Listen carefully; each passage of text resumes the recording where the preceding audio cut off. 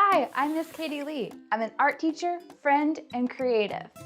Sometimes we can treat our brain like a messy closet, but when we give our brain the time to collect and reflect, our brain does an exceptional job organizing our thoughts and cares.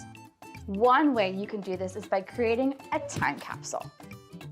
I created a time capsule to help me reflect on what a wild year it has been. I collected all kinds of things that reminded me of what it was like to distance learn and quarantine. I let my brain reflect on each item as I placed it in the box by matching it to a memory that was in my head. I think my future self will have a lot of fun rediscovering my collection from the past. Curiosity Club on WFYI is brought to you by PNC. Grow up great.